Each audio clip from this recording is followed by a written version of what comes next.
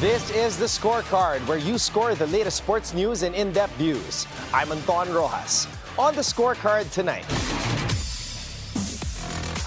PBL Reinforced Conference Showdown. Capital One stays in the hunt. Pacquiao launches digital payments platform. Team Philippines makes history in Asian Youth Games, biggest gold haul yet, but same 12th place finish. NBA gives green light to Lakers ownership shakeup. Mark Walter takes over. Meanwhile, Spurs defeat Heat 107-101 as Wemby leads historic 5-0 start. And join us in paying tribute to some of the biggest names in sports who have gone on ahead this 2025. All the headlines and more on the Scorecard tonight, the 31st of October. Now, here's our roundup. Capital One refused to back down with Sasha Bitsenko and Bella Belen leading the charge as they swept Cignal 25-23, 25-23, 25-21 at the Phil Oil Eco Oil Center in San Juan City. Bitsenko carried the fire with 23 points plus 12 excellent receptions, while rookie sensation Belen added 11 points and 14 digs, proving her value on both ends of the floor, pushing the Solar Spikers to a 2-2 slate. Capital One now eyes the coveted third spot in Pool A, set for a crucial clash against Choco Mucho on November 4 at the Mall of Asia Arena. Leila Cruz stepped up with 8 points. Iris Tolenada ran the offense with 16 excellent sets and 4 points, while Libero Roma May Dormal held the fort with 15 digs and 14 receptions. Cignal closed Pool A with a 2-3 card set to face Zeus Coffee, Creamline, and either Akari or Petrogas in the next round. Catherine Trebin-Chabasca tried to carry Cignal with 22 points, but the support was limited as Erica Santos was held to 9 and Rose Doria Aquino finished with 8. Vanny Gandler returned but only saw limited court time with 2 points. The Philippines stood tall at the 3rd Asian Youth Games, posting its largest gold medal haul ever with 7 golds, silver medals, and 10 bronzes. But despite the historic showing, the country still landed in 12th place, the same ranking it held back in 2013. The breakthrough moment came courtesy of Phil-Am Jiu-Jitsu ace Isabella Jocelyn Butler, who clinched the 7th gold on the final day, sealing the country's best ever output in the multi-sport meet. Butler dominated the 63-kilogram Jiu-Jitsu division, capping her run with a clean collar choke against Aisha Jinjanebi of the UAE. Butler previously won gold at the World Juniors in Greece, and she's not done yet, set to compete again for the Philippines in Thailand this November. The Philippines' 12th place finish came after South Korea pulled a late surge, matching our 7 gold count and slightly edging us on silver and bronze. Back in Nanjing 2013, Team Philippines ended with 12, with only 2 golds and 3 silvers. This year's results show a clear jump in depth, quality, and young talent across disciplines. Chef de Mission Tats Zuzara praised the 200-athlete contingent, saying this is just the beginning. Among Southeast Asian teams, only Thailand cracked the top 10, with the Philippines next best. Team Philippines' chapter in Bahrain closes here, but the story is far from over. These young athletes just showed what's possible. The future is bright, and we're just getting started.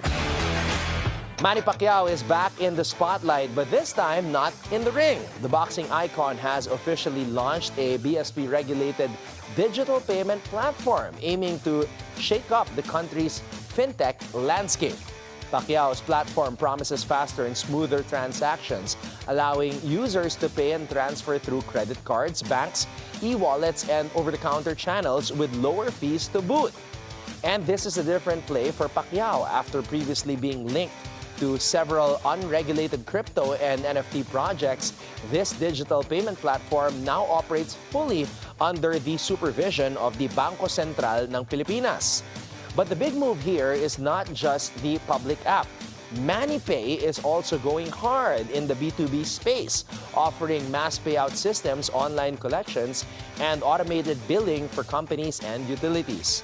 Pacquiao says the mission is simple: make digital payments easier, faster, and fairer for every Filipino.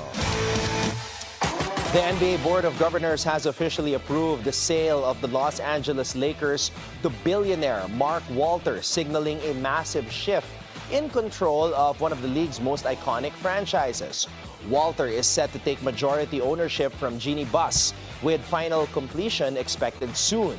NBA Commissioner Adam Silver said Walter will be a strong and committed steward of the Lakers, pointing to his track record of building winning sports organizations.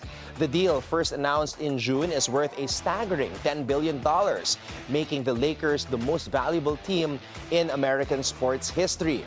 Despite the transfer of majority control, Jeannie Buss will remain as team governor for at least 5 years, maintaining a direct hand in the Lakers' future direction. Walter leads TWG Global, a sports powerhouse group that already owns the Los Angeles Dodgers, the Los Angeles Sparks, and is part of the Chelsea ownership group in the English Premier League, along with holdings in the Billie Jean King Cup and the Cadillac Formula One team. Walter was already a minority owner of the Lakers, but this move formally places him at the helm. This marks the end of the Buss family's era of majority control, an era that began in 1979 when Dr. Jerry Buss turned the Lakers into a global basketball brand, built the Showtime dynasty, and paved the way for the Kobe Bryant championship years, including the legendary three-peat run of the early 2000s.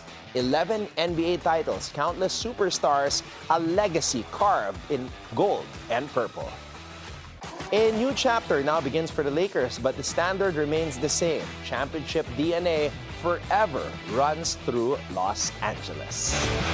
Meanwhile, Victor Wembanyama delivered a monster performance with 27 points, 18 rebounds, 6 assists, and 5 blocks as the San Antonio Spurs locked in a 107-101 win over the Miami Heat, securing the first 5-0 start in franchise history. The Spurs had opened seasons 4-0 on 3 occasions, but never reached 5-0 until now. The Heat and Kings were the only other teams without a 5-0 start, and Miami could not keep San Antonio in that group. Bam Adebayo led the Heat with 31 points, 10 rebounds, and 3 assists in a showdown of all-star big men. Miami was short-handed, missing Norman Powell, Tyler Hero, Kasparas Giacosionis, and Nikola Jovic, but still mounted a fiery fourth-quarter run before their 3-game winning streak was halted. And here's your daily dose of sports lingo. What happens when a team decides to shut the door and throw away the key on defense? In football, this is called parking the bus. It means a team commits almost every player to defense, stacking the backline and crowding the penalty area to stop the opposition from scoring. It's a strategy used when holding a lead or when a team is outmatched and needs to survive under pressure. It may not be the flashiest style of play, but it can be extremely effective when discipline, positioning, and teamwork are on point. A team that parks the bus isn't just defending. They're saying, if you want to score, you'll have to break through a wall.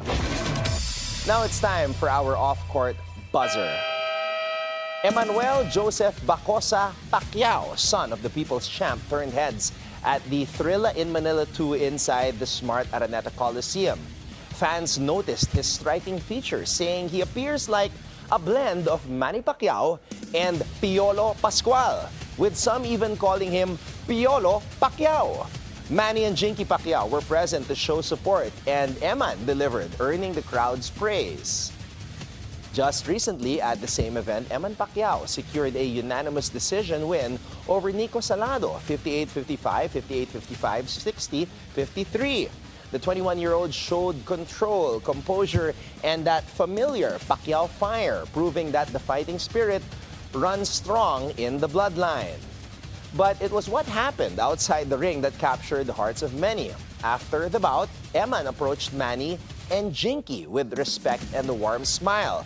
The moment caught on video and spread quickly online, with fans praising his maturity, humility, and sincerity. For some, it was a simple greeting. For many, it was a statement, a reminder that family, even with complex chapters, can stand together in the open with dignity and honor. Emman and his father, the people's champ Manny Pacquiao, also got to meet with President Ferdinand Bongbong Marcos Jr. and First Lady Liza Araneta Marcos. With fire in his belly and good looks, Emman Piolo Pacquiao is looking to be a genuine fan favorite. And that's our roundup for tonight, the 31st of October.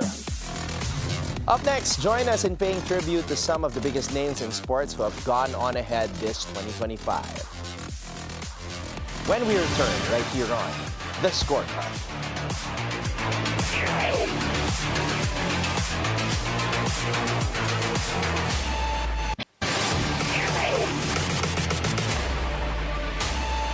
Welcome back to The Scorecard.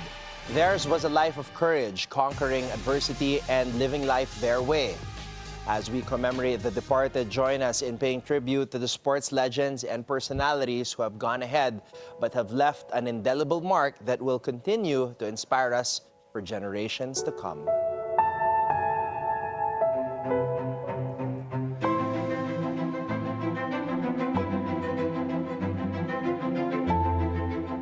From the Philippines to the international arena, the world of sports marks All Souls Day by remembering the legends, champions, and inspirations who may have left this world, but continue to live in the hearts of fans and athletes everywhere. The boxing community lost one of boxing's most iconic heavyweights. George Foreman passed away on March 21 at the age of 76. An Olympic gold medalist and the oldest heavyweight champion in history, Foreman's legacy extends far beyond the ring, a symbol of endurance, faith, and redemption. Freddie Pendleton. Hatton's getting to him now. A trailblazer, Ricky Hatton, 46, former world champion in both the light welterweight and welterweight divisions. Known for his relentless style and his memorable fight with Manny Pacquiao, Hatton was found unresponsive in his home in Manchester on September 14.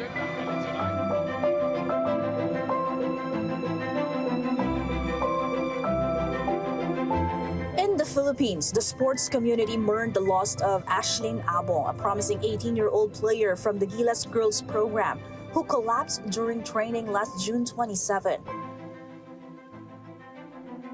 Her sudden passing left a deep void in women's basketball, but her passion continues to inspire young athletes nationwide. Walang kaduda-duda, Israel Friday. Also, Israel Friday, a University of the Philippines Fighting Maroons recruit, passed away on August 19 at just 19 years old after collapsing during practice. A young talent gone too soon. His dreams live on in the team he was meant to join. I need one more try. Another heartbreak came from the world's highest peak. Filipino climber Philip Santiago II, 45, died at Camp 4 of Mount Everest on May 14, believed to have suffered from exhaustion and lack of oxygen in the so-called death zone. His journey, though cut short, proved that the Filipino spirit knows no limits, even at the top of the world.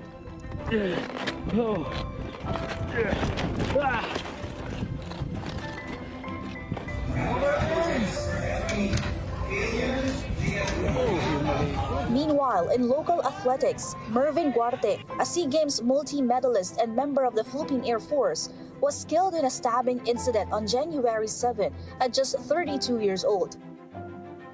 His dedication and discipline continue to inspire the country's next generation of runners and obstacle racers.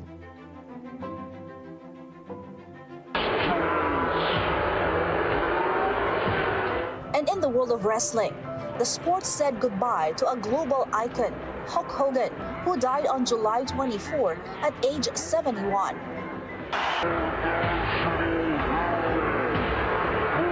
As the world remembers these heroes this All Souls Day, their stories transcend medals and titles. They are more than athletes. They are symbols of courage, dedication, and heart. In every drop of sweat and beat of passion, their legacy lives on. True legends never fade. They remain forever written in the hearts of the fans they inspire. Reporting for the Scorecard, Sheila Salaysay, Bilyonaryo News Channel.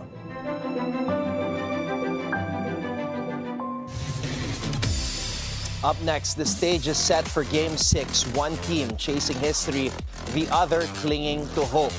The Bronx lights are burning bright and history's on the line. Who strikes first? Who stays standing? This is October baseball at its finest. So keep your eyes on the prize.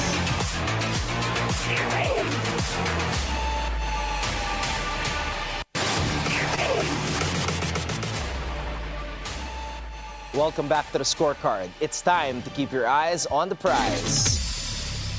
You can feel it already. Game 6 in Toronto, the city's heartbeat is sinking with the sound of baseballs popping in gloves. The Blue Jays are one win away from their first World Series crown since 1993. The Los Angeles Dodgers, the gold standard of modern consistency, are standing in the way. Down 3-2, clinging to history and pride. Let's start with the matchup. We're getting a rematch from Game 2. Kevin Gausman for Toronto, Yoshinobu Yamamoto for Los Angeles. Yamamoto has been the story for the postseason for the Dodgers. A 2.49 earned run average, a whip under 1, and 201 strikeouts in the regular season. In Game 2, he threw the first complete game in a World Series since 2015. That's not just dominance, that's command under pressure. But Gausman has been Toronto's steady hand. He gave them 6 2/3 innings in that same game, keeping them in it until the bullpen faltered. Tonight, he pitches with the weight of the North on his shoulders. And you know that Rogers Center will feel like it's shaking. The Jays come home with momentum, thanks to the rookie phenom Trey Savage, who just put together one of the greatest rookie pitching performances in World Series history. 12 strikeouts, 0 walks, 7 innings of pure composure. From the minors to the Dodger Stadium, the kid wrote his own Hollywood script, except the Jays own the rights. And let's not overlook how it started. Back-to-back home runs from Davis Schneider and Vladimir Guerrero Jr. It was the first time in World Series history that a team went yard on the first and third pitches of a game. That set the tone. Toronto's offense is hot. Vlad Jr. is batting .415 this postseason with 8 home runs. And you can tell he's in that rare zone where the game slows down for him. Toronto's offense over their last 10, a .288 average and a +27 run differential. Now that's balance, that's patience as well, and that's pressure. Meanwhile, Los Angeles is grinding. They're 7-3-2, but only a .216 average and barely outscoring opponents by 1 run. They've been surviving on pitching and Shohei Ohtani's firepower. 55 home runs, 102 runs batted in, 109 walks this year. But the bats around him have gone quiet. The Dodgers are sitting just .202 in the series, and that's not the script they wanted. They've scored only 4 runs in their last 29 innings. A shocking drought for a lineup that was supposed to be generational. Even Mookie Betts is out of rhythm. Dave Roberts has already shuffled the lineup, searching for a spark. This one plays at Rogers Center, where Toronto went 54-27 this season. It's the kind of environment that amplifies every crack of the bat. The roof might as well blow off if Guerrero or Bichette sends one into the upper deck. So here is the reality, guys. Toronto is not thinking about tomorrow. They're thinking about history. 31 years since Joe Carter's home run. The Dodgers, they're fighting to keep this dynasty alive or drag it back to Los Angeles for a Game 7. Yamamoto versus Gausman, Ohtani versus Guerrero, a rookie ace who stole the show last time, and the city on the edge of a coronation. This isn't just a game, it's the one before forever. So stay locked in as the Fall Classic reaches fever pitch. The title is still up for grabs. The pressure's high, momentum shifting, and every pitch counts in Game 6.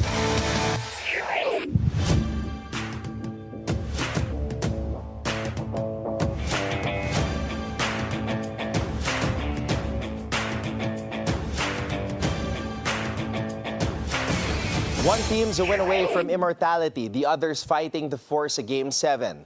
Legends are made in these moments, and tonight, someone's season could change forever. And that's a wrap on our World Series preview. The lights are bright.